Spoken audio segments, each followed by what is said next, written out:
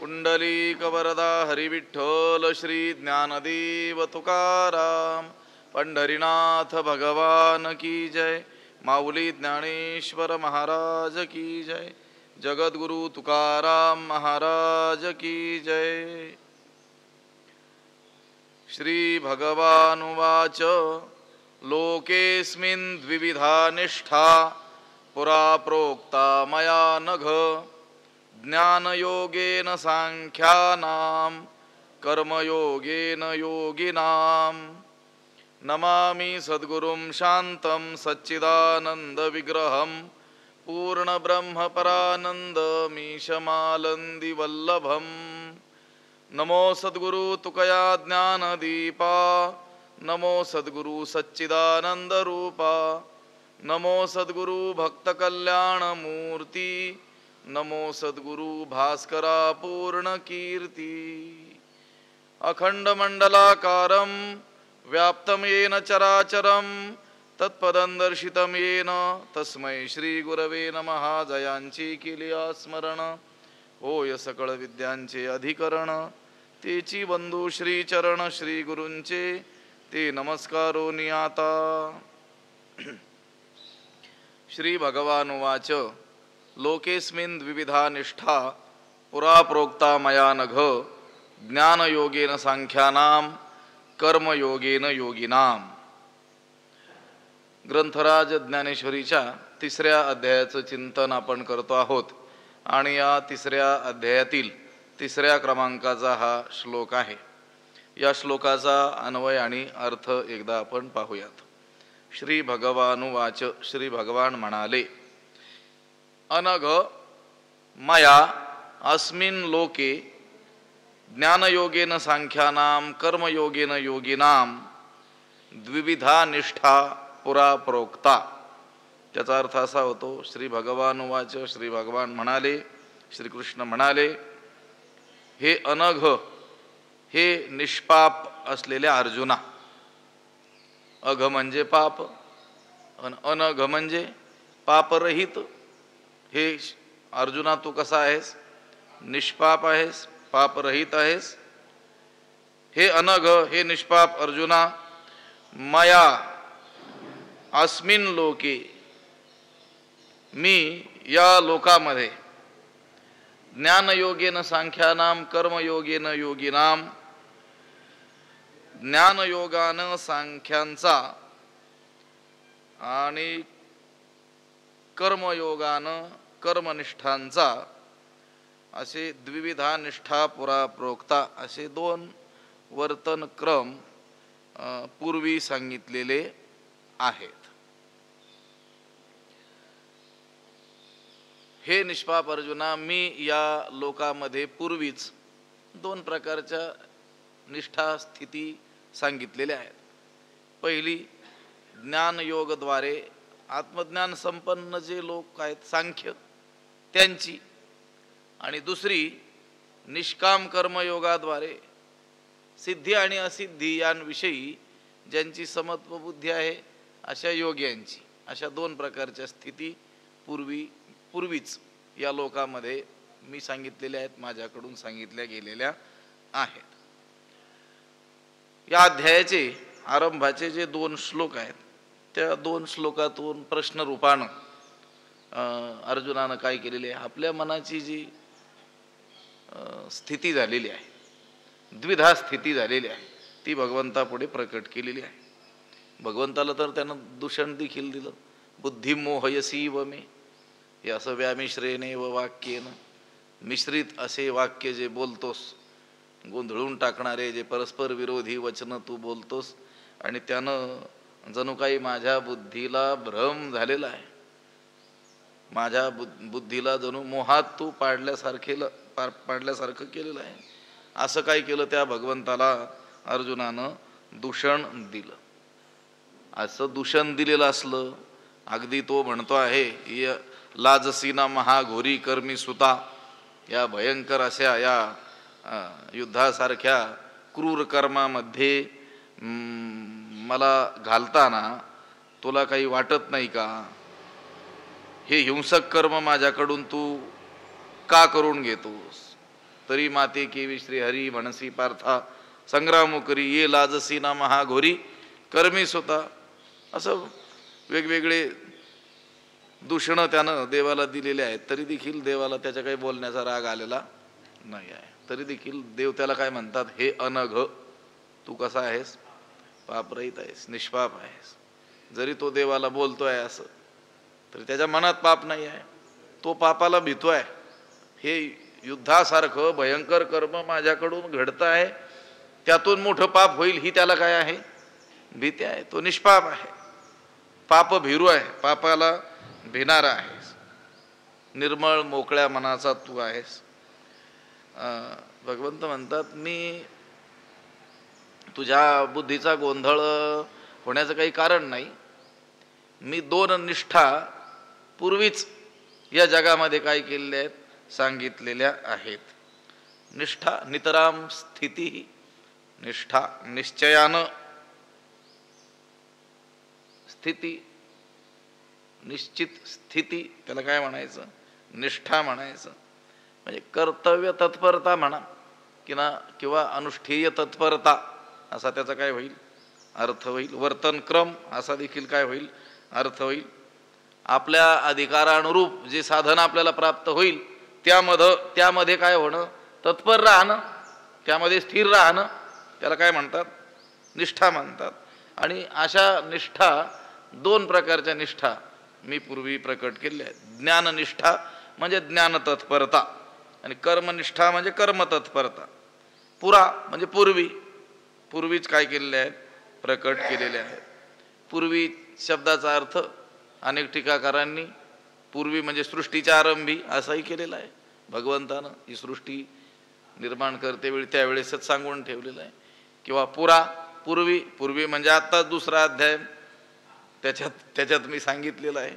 आत्ताच तुला जो अध्याय सांगितला 2रा, त्याच्यामध्ये काय केलं आहे, सांगितलेलं आहे. आत्मज्ञान म्हणजे मी आत्मा आहे असं ज्ञान, असं मौखिक ज्ञान नाही, अनुभूतीपूर्ण ज्ञान, आत्मसाक्षात्कार रूप ज्ञान.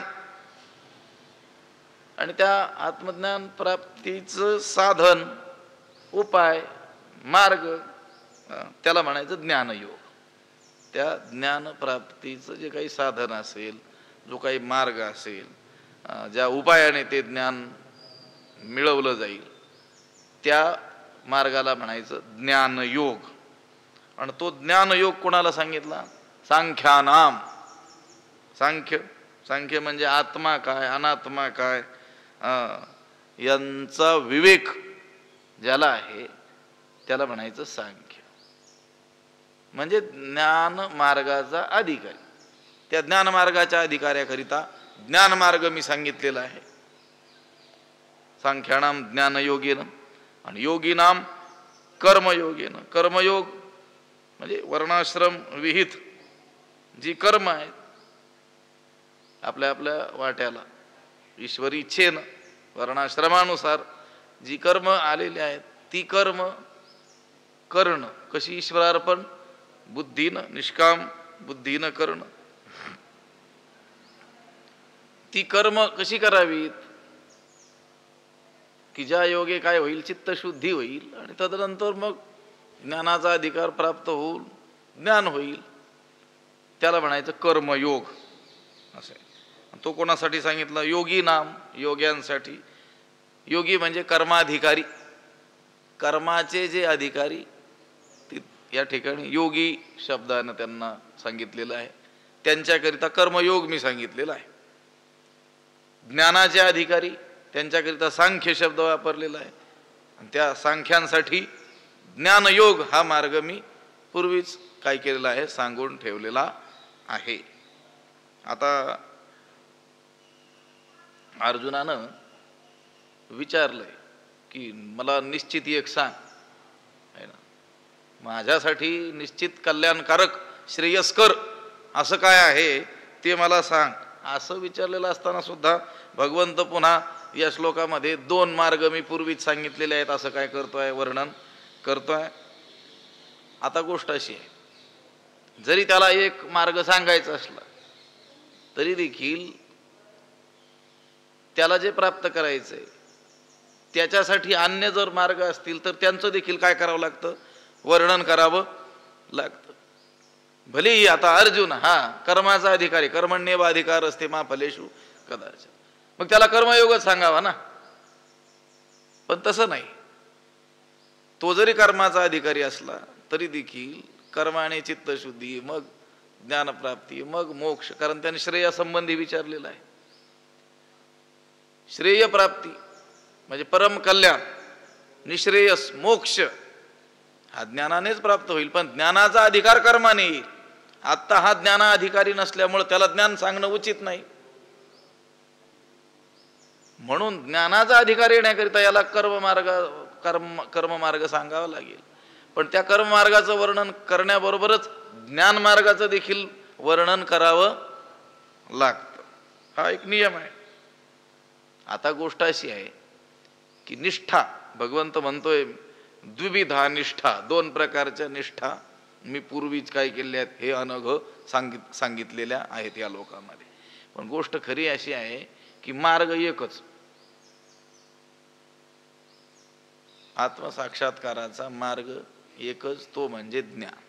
रीते ज्ञानान न मुक्तीही, वेदानं सांगितलं. रीते शब्दाचा अर्थ आहे वाचून, खेरीज, शिवाय, ज्ञानाशिवाय, ज्ञाना वाचून, ज्ञानाखेरीज न मुक्तीही, मोक्ष नाही. ज्ञाने विन मोक्ष नाही हा सिद्धांत, वेद बोले हात उभारवणी. तर कुठं सांगितलं वेदानं हात उभा करून, तर हे मग अशी सांगितलेली रुचेचा तुकडा, रीते ज्ञानान न मुक्ती, ज्ञाना वाचून मोक्षच होऊ शकत. ज्ञाने विन एके उपाय करीसी जी तुके, ती तुका गुंफीसी अधिके रुखी ई. म्हणून ज्ञान मार्ग हा एकच मार्ग, मोक्षप्राप्तीचा मार्ग एकच, ज्ञाननिष्ठाच आहे. पण असं आहे, त्या ज्ञाननिष्ठेची योग्यता प्राप्त करून देण्यासाठी कर्म आहेत, उपासना आहे, ध्यान आहे, हे मार्ग गीतेमध्ये सांगितलेले आहेत. मोक्ष ज्ञानानेच प्राप्त होईल. पण त्या ज्ञानाचा अधिकार काहींना कर्माने येईल, काहींना उपासनेनं येईल, काहींना ध्यानाच्या द्वारे येईल. कुठेही या, पण त्या ज्ञान मार्गात यावं लागेल आणि त्या मार्गाने चालून जाऊन मोक्षापर्यंत आपल्याला जाता येईल. असं नाही की सगळ्याच वाटा मोक्षाला येऊन पोहोचतात, नाही, बाकीच्या वाटा ज्ञान मार्गाला येऊन पोहोचतात आणि मग ज्ञान मार्ग परमात्म्यापर्यंत नेऊन पोहोचतो. आपल्या डोक्यात काय कल्पना आहे? कर्ममार्गानेही देवापर्यंत जाता येईल, योगानेही देवापर्यंत जाता येईल, ज्ञानानेही देवापर्यंत जाता येईल. थेट देवापर्यंत नाही जाता येणार. थेट देवापर्यंत ज्ञान मार्गच जातो. त्या ज्ञान मार्गाला आणून हे बाकीचे मार्ग काय करतील, आपल्याला सोडतील. म्हणून तेही काय आहेत, उपयोगीच आहेत. त्याचे जे अधिकारी आहेत त्यांच्याकरिता तेच मार्ग काय आहेत, उपयोगी आहेत. आणि जो ज्ञानाचा अधिकारी असेल, साक्षात आत्ता मागच्या अनंत जन्मामध्ये ज्यानं निष्काम कर्म आणि उपासना केलेली आहे, चित्त शुद्ध केलेलं आहे, स्थिर केलेलं आहे, अंतःकरणातील मल विक्षेप दोष ज्यानं दूर केलेले आहेत, फक्त आवरण नावाचा दोष ज्याच्या अंतःकरणात शेष आहे आणि तो दूर करण्याकरिता सुद्धा जो प्रयत्नरत आहे, साधन चतुष्टय संपन्न आहे, तो थेट ज्ञानाचा काय आहे, अधिकारी आहे. त्याला फक्त आता श्री गुरूंनी उपदेशच करायचं बाकी आहे. काना वचनाची भेटी, सरिसाची पैकी रेटी, वस्तू होऊन उठी कवणू एक उजो, असा एक. पण एवढा ज्ञानाचा अधिकार ज्यांच्यात नाही, त्यांना ज्ञानाचा अधिकार येण्याकरिता कर्म, उपासना, ध्यान इत्यादी गोष्टी गीतेमध्ये सांगितलेल्या आहेत. म्हणून भगवंतानं अर्जुनाचा अधिकार कर्मयोगात असला तरी सुद्धा त्याबरोबरच ज्ञानमार्ग देखील काय केलेला आहे, सांगितलेला आहे. भले तू आत्ता या क्षणाला ज्ञानाचा अधिकारी नसशील, पण कर्म करत करत, मी सांगतो तसं कर्म करत करत जर गेलास तर एक दिवस ज्ञानाचा अधिकारी होशील आणि मग ज्ञानाद्वारे मोक्षाप्रत जाशील. यासाठी ते सांगावं लागतं. लोकेस्मिन् द्विविधा निष्ठा पुरा प्रोक्ता मया नघ, ज्ञानयोगेन सांख्यानाम कर्मयोगेन योगिना. या बोला श्री अच्युतू म्हणत असे विस्मितू. अर्जुना हा ध्वनी तू अभिप्रावो. या बोला, अर्जुनाच्या या बोलण्यानं, या बोला विस्मितू अच्युतू म्हणत असे अर्जुना हा ध्वनी तू अभिप्रावो.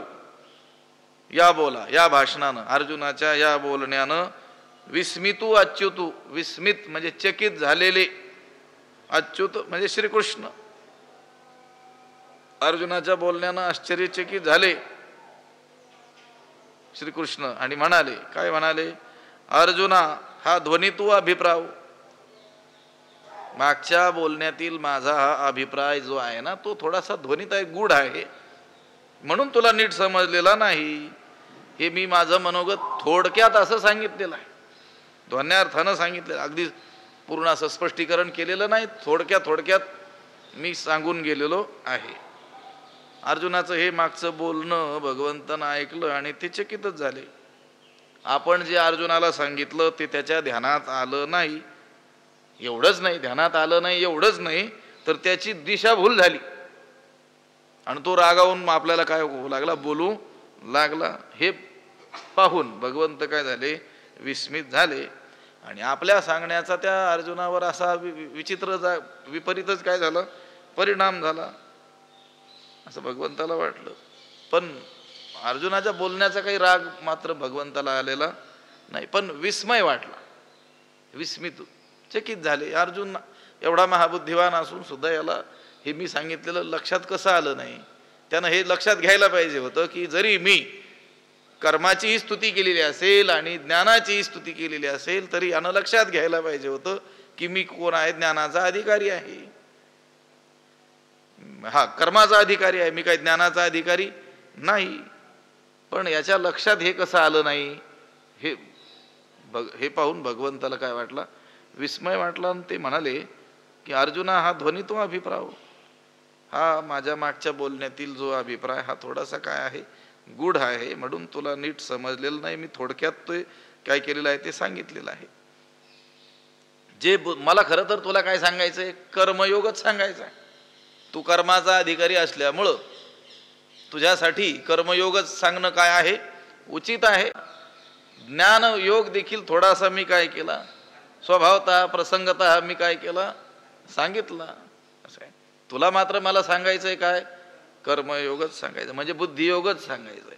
जे बुद्धियोग सांगता सांख्यमत संस्था प्रकटिली स्वभावता प्रसंगे आम्ही.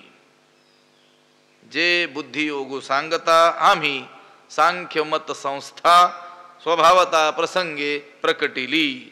जे म्हणजे कारण की बुद्धियोग सांगता निष्काम कर्मयोग सांगत असताना आम्ही सांख्यमत संस्था स्वभावता प्रकटिली. ज्ञानमार्गाचं स्वरूप काय केलं, सहजगत्या प्रसंगे ओघाला आलं म्हणून, विषय ओघाला आला म्हणून काय केला, प्रकट केला, सांगितला. आम्हाला काय तुला ज्ञानयोग सांगायचा नव्हता, तुला बुद्धियोग म्हणजे निष्काम कर्मयोग त्याचंच महत्व काय करायचं होतं, सांगायचं होतं. पण विषय आल्यानंतर त्याला जोडून ज्ञानयोग येतोच, म्हणून बोलताना आम्ही काय केलं, ओघामध्ये ते बोलून गेलेलो आहोत. जे बुद्धियोग सांगता सांख्यमत संस्था म्हणजे ज्ञान मार्गाचं स्वरूप. सांख्यमत, सांख्य शब्द ज्ञान योग या अर्थी इथं आलेला आहे. दुसऱ्या अध्यायाला जे सांख्ययोग हे नाव आहे ते ज्ञानयोग या अर्थानं आहे. सांख्य नावाचं जे शास्त्र आहे कपिलांचं, त्या सांख्य मताशी या सांख्ययोग शब्दाचा काहीच संबंध नाही आहे. ते स्वतंत्र मत आहे. जसं न्याय मत आहे, वैशेषिकांचं मत आहे, कर्मठांचं मत आहे, योगाचं मत आहे, तसंच कपिलांचं ते काय आहे, मत आहे. ठीक आहे, वेदांताला जवळचं मत आहे, त्याचा अभ्यास केल्यानं वेदांताचा अभ्यास सोपा जातो. म्हणून योग सांख्य हे काय आहेत, जवळचे आहेत, म्हणून तर त्याचा अभ्यास करावा लागतो. त्यांच्या अभ्यासाची जी पद्धती आहे ती पद्धती महत्वाची आहे. ती पद्धती एकदा अवगत झाली न्यायदर्शनाची भाषा एकदा आपल्याला अवगत झाली की मग वेदांत दर्शनाचा अभ्यास करणं सोपं जातं. म्हणून तर ह्या अन्य शास्त्राचा अभ्यास करावा लागतो. असो, सांख्य मत, इथं सांख्य योग, सांख्य मत हे जे शब्द येतात त्याचा अर्थ ज्ञान योग असं आहे. जे बुद्धियोग सांगता सांख्य मत संस्था प्रकटिली स्वभावता प्रसंगे आम्ही निष्काम कर्मयोग सांगत असताना आम्ही ज्ञान मार्गाचं स्वरूप सहजगत्या ओघास आलं म्हणून काय केलेलं आहे, प्रकट केलेलं आहे. ज्ञान मार्गाचं स्वरूप प्रसंगी प्रसंगोपात ओघानुसार. स्वाभाविक आम्हाला तुला काय सांगायचं, बुद्धियोगच सांगायचा आहे. कारण तू खरा बुद्धियोगाचा म्हणजे निष्काम, कर्मयोगाचा काय आहेस, अधिकारी आहेस. कर्मण्येव अधिकार असते, तुझा अधिकार कशात आहे, कर्मामध्येच आहे. पण मग कर्मयोग सांगत असताना ज्ञानयोग जो सांगितला त्याचं कारण हा जो परमार्थ मार्ग आहे त्या परमार्थ मार्गामध्ये सर्वात अधिक महत्त्वाचा काय आहे, ज्ञानयोग, ज्ञानमार्ग. पण त्या ज्ञानमार्गाचे सर्वच अधिकारी असत नाहीत. ज्याची चित्तशुद्धी अगोदर होऊन गेलेली आहे तेच त्या ज्ञानमार्गाचे काय राहतात, अधिकारी आहेत. हे बा ज्ञानोबाराय म्हणतात की नाही, तैसे मोक्ष देईल ज्ञान एथ कीर नाही आन परितेची थारे ऐसे मन शुद्ध होवावे. ज्ञान मोक्ष प्राप्त करून देईल यात कोणताही संदेह नाही. पण मन कसं असलं पाहिजे, स्थिर आणि शुद्ध असं असलं पाहिजे ना. नुसतंच मौखिक ज्ञान झालं, नुसतंच आपण श्रवण केलं म्हणून काय लगेच आपल्याला ती अनुभूती येईल का, कुठपर्यंत येणार नाही. आपलं चित्त शुद्ध होत नाही तोपर्यंत जरी मुखानं आपण अहम ब्रह्मास्मी असं म्हणत असलो, रोज त्या शास्त्राचं श्रवणही करत असलो, तरी देखील साक्षात तो अनुभव आपल्याला त्याच वेळेस येईल ज्यावेळेस आपलं चित्त पूर्णपणे काय होईल, शुद्ध होईल. आणि त्या चित्त शुद्ध्यर्थ हा कर्मयोग आहे. मनशुद्धीच्या मार्गी जय विजयी व्हावे वेगी तै कर्म सबळा लागी आळसू न की, जे ज्ञानोबाराय म्हणतात. मनशुद्धीच्या मार्गाने आपल्याला विजय प्राप्त करायचा असेल, म्हणजे आपलं मन शुद्ध व्हावं असं आपल्याला वाटत असेल, तर आपण कर्म करण्यामध्ये, निष्काम कर्म करण्यामध्ये, विहित कर्म करण्यामध्ये, वेदबोधित जे आपल्याला कर्म सांगितलेलं आहे वर्णाश्रमानुसार ते करण्यामध्ये आळस करू नये. त्या निष्काम कर्मयोगाच्या आचरणानं चित्तशुद्धी होते, वैराग्याचा काय होतो, लाभ होतो.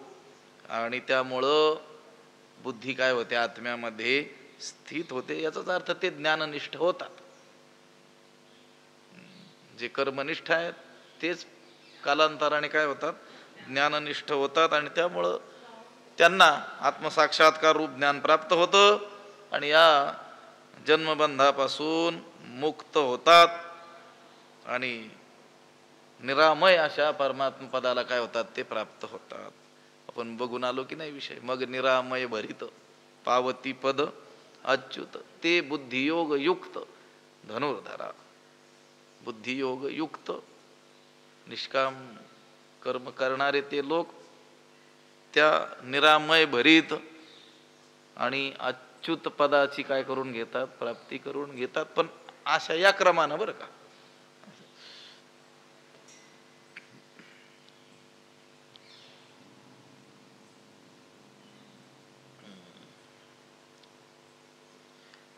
शास्त्रामध्ये असे दोन असे मतं आपल्याला दिसतात.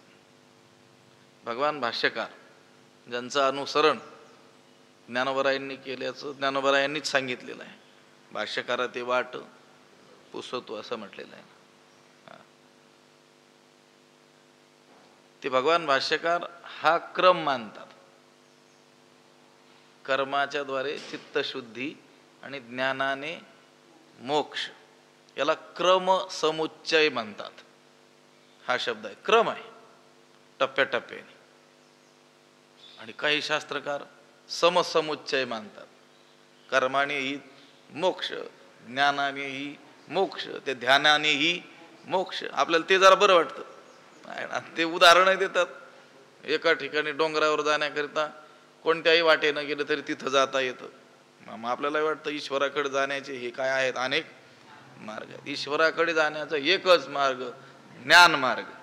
त्या मार्गाला हे बाकीचे रस्ते आणून काय करतात, सोडतात. मुख्य रस्ता एकच. त्या मुख्य रस्त्याला हे उपरस्ते काय करत असतात, नेऊन आपल्याला काय करत असतात, आणून आणून तिथं घालत असतात, नेऊन घालत असतात. क्रम समुच्चय. आपले सर्व संत कसे आहेत, क्रमसमुच्चयवादी आहेत. भगवान भाष्यकारांचं अनुसरण करणारे आपले सगळे संत पुरुष आहेत. म्हणजे कर्माने चित्तशुद्धी, उपासनेनं चित्तस्थैर्य आणि ज्ञानाने मोक्ष असं मानणारे आहेत. भगवंत म्हणतो मला तर तुला कर्मयोगच सांगायचा होता, पण स्वभावता विषयाला ओघानं म्हणून आम्ही काय केलं, सांख्यमत संस्था प्रकटिली स्वभावता प्रसंगे आम्ही सहज काय केलेले आहे, प्रकट केलेले आहे. कारण गोष्ट अशी आहे, केवळ कर्मयोग तुला सांगून जमलं नसतं. कर्मयोगाची परिणती शेवट ज्ञानयोगातच झाली पाहिजे, तरच त्या कर्मयोगाची सफलता आहे. कर्मयोग करत करत चित्तशुद्धी होईल, ज्ञानाचा अधिकार प्राप्त होईल, ज्ञाननिष्ठा योग्यता येईल, तर त्या कर्म करण्याची सफलता. निष्काम कर्म केलं तर बरोबर ज्ञानाचा अधिकार काय होईल, प्राप्त होईल. सकाम कर्म केलं तर ती कर्म ते फळ देऊन काय होऊन जातील, नष्ट होऊन जातील.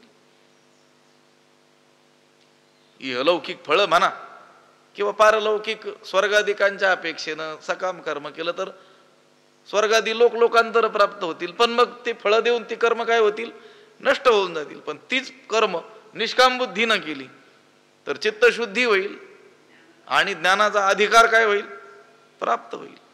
ज्ञानाचा अधिकार प्राप्त करून देण्यामध्ये या कर्मयोगाची काय आहे, सफलता आहे. म्हणून कर्मयोग सांगता सांगता स्वभावता प्रसंगानं आम्ही काय केलं, ज्ञान मार्गाचं देखील काय केलं, वर्णन केलं. पण आमचा जो उद्देश होता तुला ज्ञान मार्ग सांगण्याचा, तो तू जाणलाच नाहीस. तुला वाटलं कर्मयोगही सांगतात, ज्ञानयोगही सांगतात. ज्ञानयोग कशासाठी सांगितला होता, की तू आता कर्म कर, निष्काम कर्म करता करता एक दिवस तुला ज्ञानाचा काय येईल, अधिकार येईल, आणि मग त्या ज्ञान मार्गाने तू मोक्षाप्रत जाशील. आमचा सांगण्याचा उद्देश हा होता. पण तो उद्देशू तू नेनसीची म्हणून क्षोभलासी वायाची, तरी आता जाणे मीची उक्त दोन्ही. तो उद्देशू तू नेनसीची, आमचा जो तो उद्देश होता तो तू जाणलाच नाहीस. तो उद्देशू तू नेनसीची म्हणून वायाची क्षोभलासी, तरी आता जाण दोन्ही म्याची उक्त. तो उद्देश, तो आमच्या बोलण्यातील ते कर्मयोग सांगण्याबरोबर ज्ञानयोग सांगण्यामागचा आमचा जो हेतू आहे, उद्देश जो आहे, नेनसीची तुझ्या लक्षातच आला नाही. म्हणून वायाची क्षोभलासी, म्हणूनच उगीच काय झालं, तू आमच्यावर रागावला आहेस. म्हणजे भगवंताला हे लक्षात आलं की हा जो रागावलेला आहे ना, याच्या मागं कारण आहे. आपण सांगितलं त्याच्या मागचा हेतूच याच्या लक्षात आलेला नाही. आणि याला वाटलं मला गोंधळात टाकण्यासारखं का सांगतात, मग मी नेमकं कर्म मार्गाचं आचरण करू की ज्ञान मार्गाचं आचरण करू. खरं तर सांगितलं होतं कर्म मार्गाचंच आचरण कर, पण कर्म मार्गाचं आचरण करता करता ज्ञान मार्गाचा अधिकार तुझ्यात आला पाहिजे, आणि मग ज्ञान मार्गाचं अवलंबन करून काय करायचं, मोक्षाप्रत जायचं. पण हा उद्देश त्याच्या लक्षातच आला नाही. म्हणून तू आमच्यावर उगीच रागावलाय. क्षोभलासी, वायाची क्षोभलासी, तरी आता जाण दोन्ही म्याची युक्त. तेव्हा आता ध्यानात ठेव की ही दोन्ही मार्ग कोणी सांगितलेले आहेत, मीच सांगितलेले आहेत. मी जरी सांगितलेले असले तरी देखील ते एकाच वेळी एका माणसाला सांगितलेले नाहीत. अधिकार परत्वे ते सांगितलेलं आहे. आता तसा तुकाराम महाराजांनी अभंगगाथेमध्ये अनेक ठिकाणी तीर्थयात्रेला जा असंही सांगितलेलं आहे, आणि तीर्थयात्रेचा निषेध केल्यासारखे देखील अभंग असल्याचा आपल्याला आढळ होतो. तीर्थी धोंडा पाणी, देव रोकडा सज्जनी. लक्षात आलं का? आणि जाऊ हे सकळ सिद्ध आहे, हात चालावया पाय, तव तू आपले स्वहित पाय, तीर्थयात्रे जाय चुको नको. हे अधिकार परत्वे सांगितलेलं आहे ना. हा त्या तीर्थयात्रेचा जो अधिकारी असेल त्याच्यासाठी अवश्य सांगितलं चुको नको, गेलंच पाहिजे. आणि ज्यांना आवश्यकता नाही आहे त्यांच्यासाठी काय सांगितलं, किंवा आता त्यांच्याच्यानं ते शक्य होणार नाही आहे, त्यांना काय म्हटले, ठाईच बाई सोनी करा. पण आता ज्यांना ठाईच बाई सोनी सांगितलं ते तीर्थयात्रेला जातात. तिथं काय सांगितलं, जाऊ हे सकळ सिद्ध आहे, हात चालावया पाय, तोपर्यंत नाही जात, धडधाकट आहे तोपर्यंत. तर तू आपले स्वहित पाय, म्हणजे स्वहिता कारणे करायची ती तीर्थयात्रा, साधूच्या संगतीत राहून करायची सांगितलेली आहे. आणि ज्या वेळेस ती तीर्थयात्रा करण्याचं आता सामर्थ्य नसेल, दुसऱ्यावर बी समजून राहावं लागत असेल, मग आपलं ठाईच बाई सोनी, फजिती दुसऱ्याचीही करू नये, आपलीही करू नये. अधिकार परत्वे साधन सांगितलेलं आहे ना. जर ते लक्षात घेऊन आपण त्या ग्रंथांचं वाचन करू, त्या अभंगांचं, तर आपल्या लक्षात येईल हा अभंग कोणासाठी आहे, हा अभंग कोणासाठी सांगितलेला आहे. आणि मग काही बुद्धीचा गोंधळ उडणार नाही. ते लक्षात न घेता, त्यांचा जो उद्देश आहे, हेतू जो आहे तो लक्षात न घेता जर आपण त्याचं वाचन करू, तर आपल्याही बुद्धीचा काय होईल, गोंधळच होईल. की तुकाराम महाराजांना नेमकं आम्हाला तीर्थयात्रेला पाठवायचंय की जाऊ नका असं सांगायचंय, असं काय होईल गोंधळ. त्या रीतीनं त्या अर्जुनाच्या मनाचा काय झालेला आहे, गोंधळ झालेला आहे. तो उद्देश तू नेनसीची, म्हणून क्षोभलासी वायाची, तरी आता जाणे मीची उक्त दोन्ही. या दोन्ही निष्ठा मीच सांगितलेल्या आहेत. अवधारी वीर श्रेष्ठा ये लोकी या दोन्ही निष्ठा, मजची पासूनी प्रगटा अनादि सिद्धा. वीर श्रेष्ठा अवधारी, हे विरोत्तमा अर्जुना ऐक, ये लोकी या जगामध्ये या दोन्ही निष्ठा, या हे दोन्ही मार्ग मजची पासूनी प्रगटा अनादि सिद्धा, माझ्यापासूनच प्रकाशित झालेले आहेत, प्रकट झालेले आहेत. आणि कधी, अनादि काळापासून तसेच चालत आलेले आहेत. या दोन्ही निष्ठांचा प्रथम वक्ता कोण आहे, मीच. कशाच्या द्वारे, वेदाद्वारे. वेदामध्ये मी हे काय केलेलं आहे, सांगितलेलंच आहे. हे वीरश्रेष्ठ अर्जुना, असं लक्षात घे की या दोन्ही निष्ठा अनादि काळापासून चालत आलेल्या आहेत, माझ्यापासूनच या जगामध्ये काय झालेल्या आहेत, प्रकट झालेल्या आहेत. अवधारी वीरश्रेष्ठा, असं नाही की ज्ञानयोग मी सांगितलेला असेल आणि कर्मयोग नंतर कोणीतरी येऊन सांगितलेला आहे. नाही, दोन्ही निष्ठा मीच सांगितलेल्या आहेत. आणि ह्या कशा आहेत, आत्ता आत्ता तुला सांगतोय असं नाही, अनादि सिद्धा. म्हणून तिथं ते पुरा प्रोक्ता, तिथं पुरा शब्द आहे ना, त्याचा अर्थ कसा घ्यायचा, आरंभापासून सृष्टीच्या. काही लोक म्हणतात मागच्या अध्यायात सांगितलं, पण इथं अनादि सिद्धा शब्द आला की नाही, अनादि काळापासून माझ्यापासूनच त्या काय झालेल्या आहेत, प्रकट झालेल्या आहेत.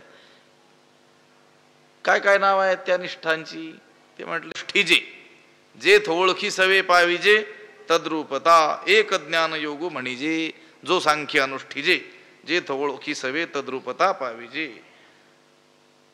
ते जे दोन मार्ग आहेत, दोन निष्ठा आहेत, त्यापैकी एकाला काय म्हणतात, ज्ञानयोग म्हणिजे, त्याला ज्ञानयोग म्हणतात. कोणी अनुष्ठान करायचं त्याचं, जो सांख्य अनुष्ठिजे, ज्ञानी पुरुषांकडून त्याचं काय होतं, आचरण होतं, आचरला जातो ज्ञानी लोकांकडून. आणि जे ओळखी सवे तद्रूपता पाविजे, आणि ज्या मार्गामध्ये त्या ब्रह्मस्वरूपाच्या अपरोक्ष ज्ञानाबरोबरच त्याच्याशी, त्या परब्रह्माशी एकरूपता, समरसता काय होऊन जाते, प्राप्त होऊन जाते. बघा, एकाच ओवीमध्ये त्या दोन निष्ठेपैकी एका निष्ठेला काय नाव आहे ते सांगितलं. ती निष्ठा, तो मार्ग कोणासाठी सांगितलाय तेही सांगितलं. आणि त्या मार्गाचं आचरण केल्यानं काय प्राप्त होतं तेही सांगितलं एकाच ओवीमध्ये. एक ज्ञानयोग म्हणिजे, त्या दोन निष्ठेपैकी एकाला काय म्हणतात, ज्ञानयोग. नाव सांगितलं ज्ञानयोग, ज्ञान मार्ग. पर ते ज्ञानमार्गाचं आचरण कोण करतं, कोणाकडून आचरला जातो ते म्हटले जो सांख्यी अनुष्ठीजे. आत्मानात्म विचार करणारे जे सांख्य आहेत, ज्ञानाचे अधिकारी, ते त्याचं काय करतात, आचरण करतात, त्या मार्गाचं अनुसरण करतात, त्या मार्गाचं अनुष्ठान करतात. आणि म्हटले त्या मार्गाच्या अनुष्ठानाने काय प्राप्त होतं, जेथ ओळखी सवे तद्रूपता पाविजे.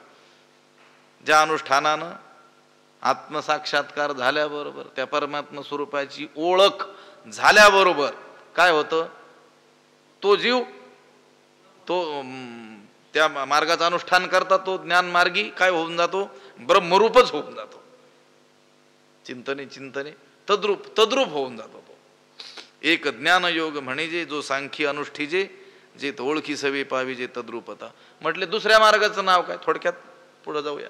दुसऱ्या मार्गाचं नाव ते म्हटले एक कर्मयोग जाण, जेथ साधक जन निपुण होऊन या निर्वाण पावती वेळे. एक कर्मयोग जाण, जेथ साधक जन निपुण होऊन या वेळे निर्वाण पावती. ते म्हटले दुसरा जो आहे ना त्याला कर्मयोग म्हणतात. तो कर्मयोग आहे असं समज, जाणून घे. जेथ साधक जन निपुण होऊन या, ज्या कर्ममार्गामध्ये साधक जन म्हणजे मुमुक्षु लोक निपुण होऊन, तत्पर होऊन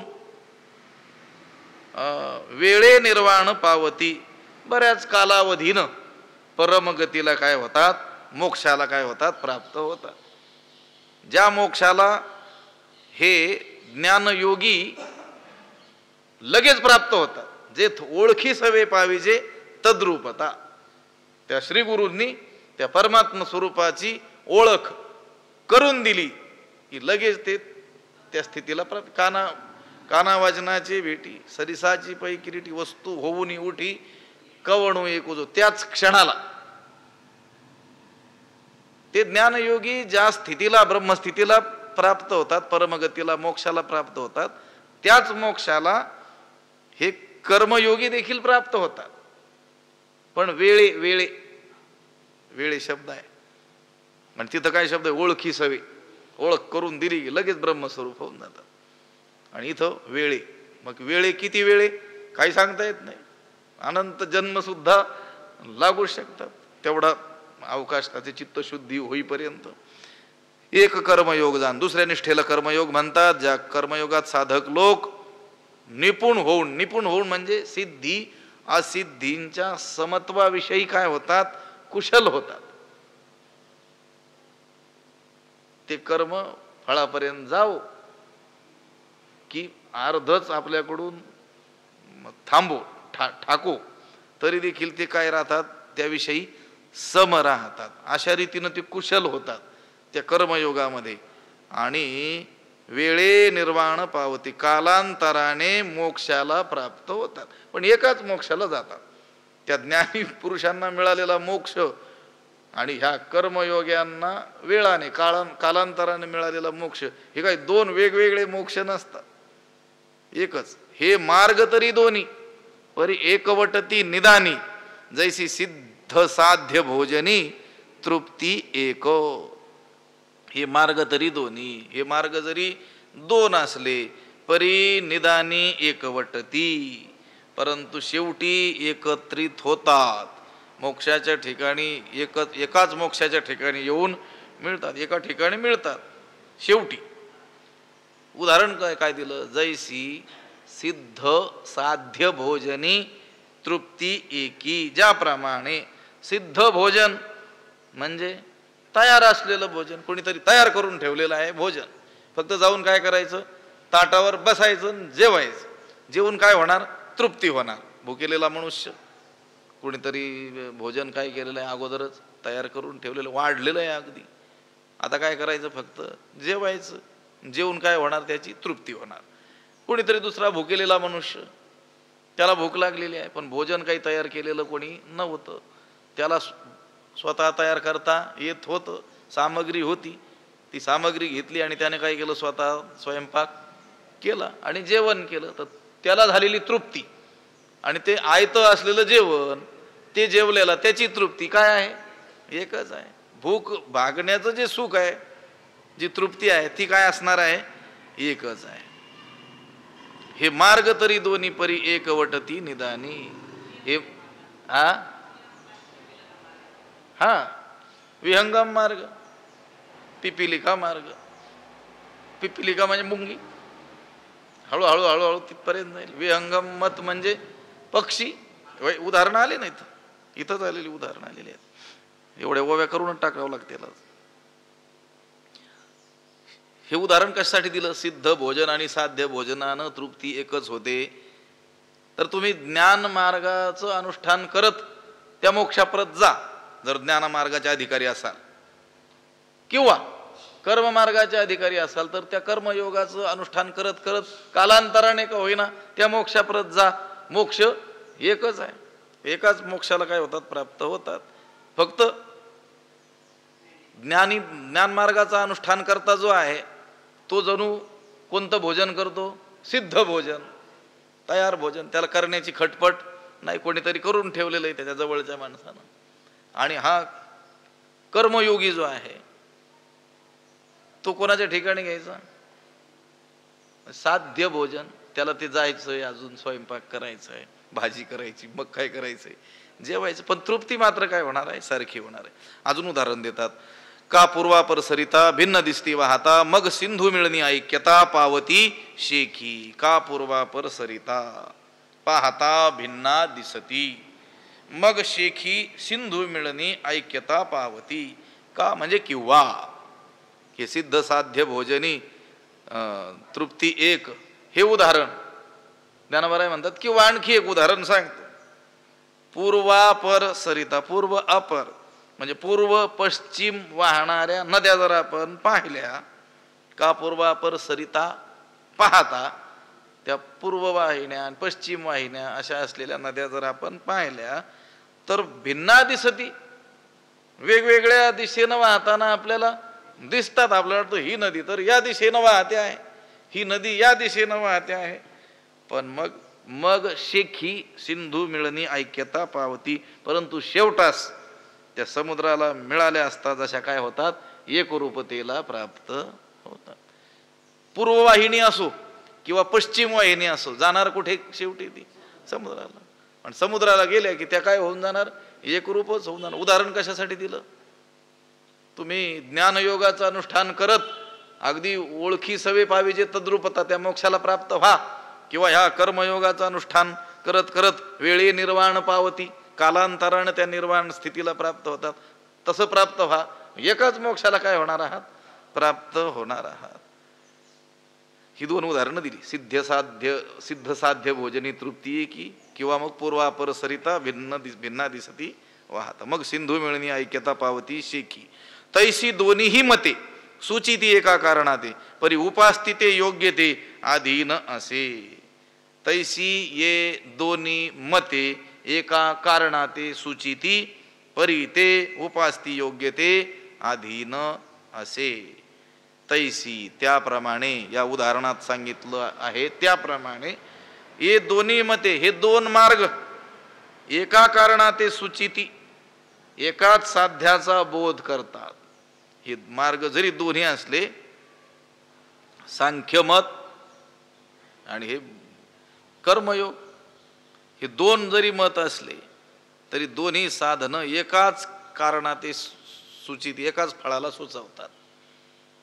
कर्मयोगाचं जरी अनुष्ठान करायचं ते कशासाठी? मोक्षासाठीच. ज्ञानयोग मार्गाचं अनुष्ठान करायचं ते कशासाठी? मोक्षासाठीच करायचंय. तैसी दोन्ही ही मते सूचिती एका कारणाते, परी ते उपास्ती योग्य ते अधीन असे. परंतु त्यांचं जे आचरण आहे ना, ज्ञानयोगाचं अनुष्ठान, कर्मयोगाचं अनुष्ठान, हे मात्र साधकाच्या योग्यते अधीन असे. योग्यतेवर काय आहे? अवलंबून आहे. त्या साधकाची योग्यता कोणत्या मार्गात आहे यावर त्याचं त्या मार्गाचं अनुष्ठान करणं काय आहे? अवलंबून आहे. तो कर्मयोगाचा अधिकारी असेल तर त्याला ज्ञान मार्गाचं अनुष्ठान उचित नाही, त्यानं त्या ज्ञान मार्गाचं अनुष्ठान करून उपयोग नाही. कारण अजून जर त्याची चित्तशुद्धीच झालेली नसेल तर त्या ज्ञान मार्गातील हे श्रवण मनन निधी ध्यासन इत्यादिकांचा काहीच परिणाम होणार नाही. त्याचा वेळ काय होईल, व्यर्थ जाईल. म्हणून त्यानं आपला काय करावा, अधिकार ओळखावा. म्हणजे श्रीगुरूंकडे जावं, श्रीगुरू सांगतील त्याप्रमाणे ते आपला अधिकार ओळखून. रोग आपल्याला झालेला असतो तरी आपण जातो कोणाकडं? मग आता या औषधाची एवढी दुकानं असतात, तिथं जाऊन औषध का घेत नाहीत? नाही, कारण रोगाची चिकित्साच झालेली नाही, अजून निदान झालेलं नाही. नेमका रोग कोणता आहे, कोणत्या कारणाने झालेला असावं हे कोणाला ओळखतं? वैद्याला. मग तसं हे कुशल वैद्य आहेत श्रीगुरू, तेच आपला अधिकार ओळखतील आणि आपल्याला त्या मार्गाला लावून देतील. लक्षात आलं का? तैसी दोन्ही मते सूचित एका कारणाते परी उपास्थिते योग्य ते अधीनासे. आता उदाहरणं दिलेली आहेत. देखे उत्प्लवना सरिसा पक्षी फळाशी झोंबे जैसा सांगे नरू केवी तैसा पावे वेगा.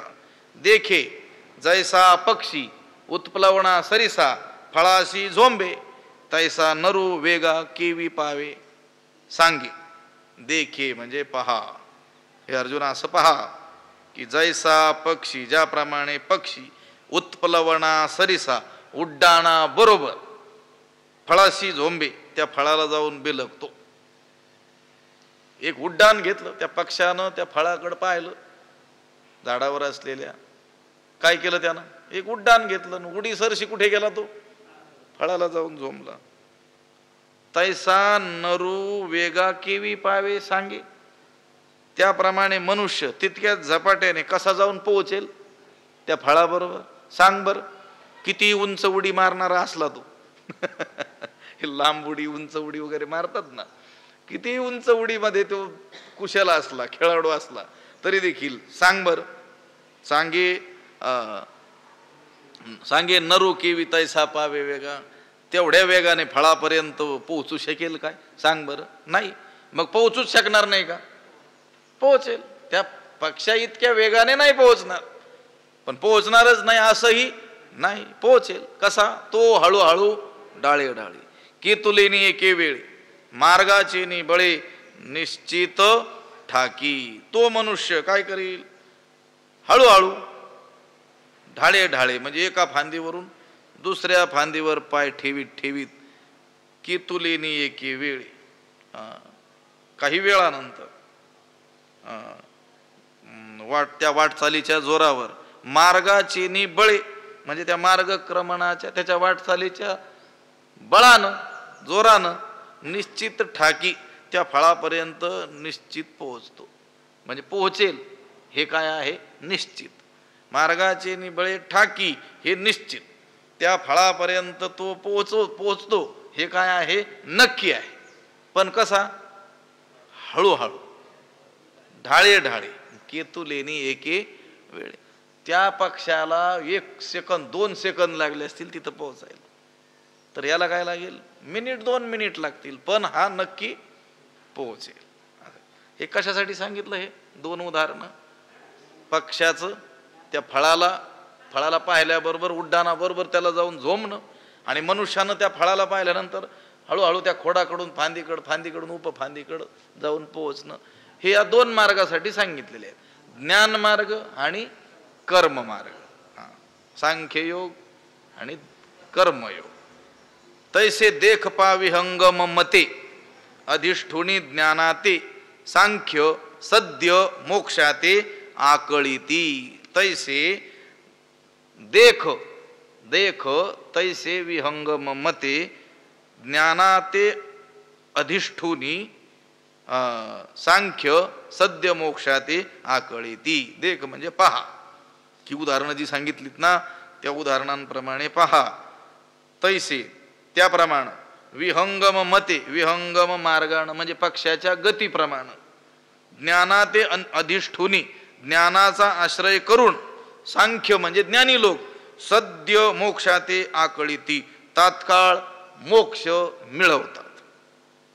ज्ञानी लोक, ज्ञानमार्गाचे अधिकारी लोक तात्काळ मोक्ष प्राप्त करून घेतात. कसा?